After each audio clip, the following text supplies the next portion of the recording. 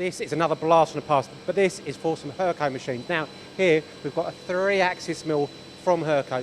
It's about 20 years old. We did check around the back, but it hasn't got a date stamp on it. But as you can see, full 3-axis, still used regularly, holding tolerances of 0.05, so 50 microns.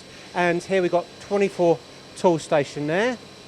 But what they're using here is they're using it for a second hop where it's a simple job, just cleaning the back of the part off, drilling, tapping, things like that. But the reason for this video is, obviously that's the old machine. This is their latest machine here, and we are at ANR Manufacturing in Bourne End. This is their full 5-axis simultaneous pièce resistance. Absolutely love it. 18,000 spindle speed, 35 kilowatts. As I said, the full 5-axis simultaneous. You can see there in the working envelope, trunnion there, billet being held. I'll come to that in a minute, but let's get back to the controls. I won't touch them because I don't want to basically mess up what they've been manufacturing all day.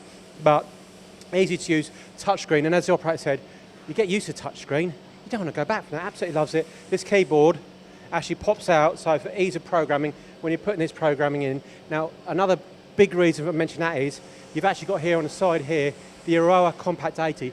That will hold 48 pallets there, but it will actually hold 48 different jobs. So you're thinking, oh, I'm going to have to program that.